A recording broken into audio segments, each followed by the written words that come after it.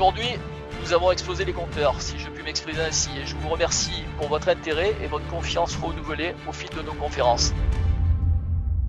L'objet de l'entreprise n'est pas de maximiser le profit, l'objet de l'entreprise doit être de trouver des solutions profitables aux problèmes de la planète et de ses habitants. Et c'est là qu'on va rejoindre le sujet de l'eau. La question de l'eau est un sujet. Comment est-ce qu'on trouve des solutions profitables à cette question ? Donc, je voulais juste parler rapidement maintenant des marchés des capitaux, parce que je pense que le Maroc est assez leader là-dessus dans le développement des normes avec la MMC sur tout ce qui est sustainable, tout ce qui est obligations vertes, bleues, sociales et soutenables. Ce que je voulais partager avec vous, ce qu'on retient en fait de la crise sanitaire, c'est qu'elle a révélé les liens entre la santé, les écosystèmes, je reviendrai sur ce sujet-là, le lien avec la santé humaine bien sûr, mais aussi la santé économique. En fait, tout ça c'est lié, et donc l'approche de finalement comprendre que le lien c'est la vie, au fond, et que le lien est très important, et donc d'avoir à gérer les interactions, à intégrer les interactions, les rétroactions dans tout ce qu'on a traité pour pouvoir trouver une solution durable. Et au fait, ça revient à dire tout simplement que dans notre approche, dans les solutions, il faut qu'on apprivoise la complexité.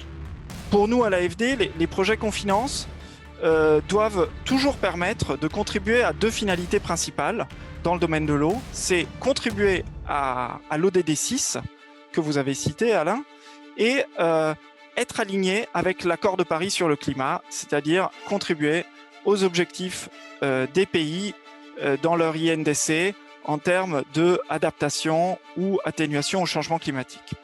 Il faut avoir une approche systémique. Et là aussi, je crois que c'est très important. Il n'y a pas le climat d'un côté, l'eau d'un deuxième côté, la nature d'un troisième, les inégalités d'un quatrième, la santé d'un cinquième.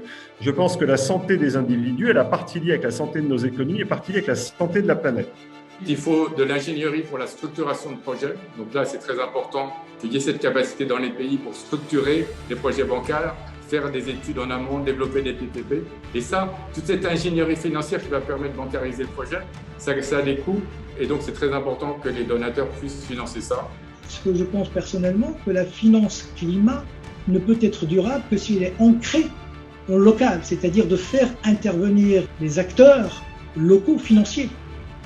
Je prends l'exemple que pour, par exemple, financer des projets verts, il est très important à la fois, bien sûr, d'attirer les banques commerciales, privées, mais aussi les institutions publiques comme la nôtre, mais aussi, ce qui est très important, c'est de pouvoir faire intervenir de l'épargne longue.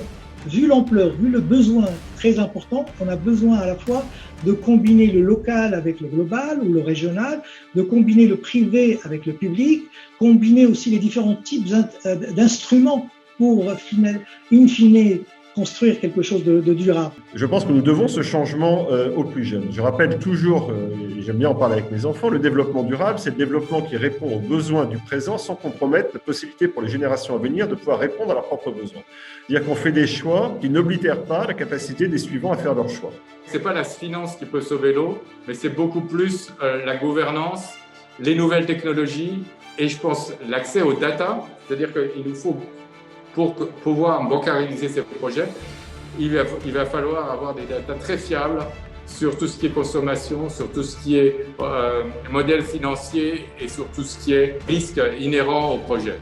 C'est très important qu'on puisse allouer les risques à ceux qui sont capables de les prendre pour, in fine, avoir en fait un montage qui est suffisamment bien goupillé et on peut avoir, et profondément je crois beaucoup, en fait, à cette union sacrée entre le public et le privé dans le financement.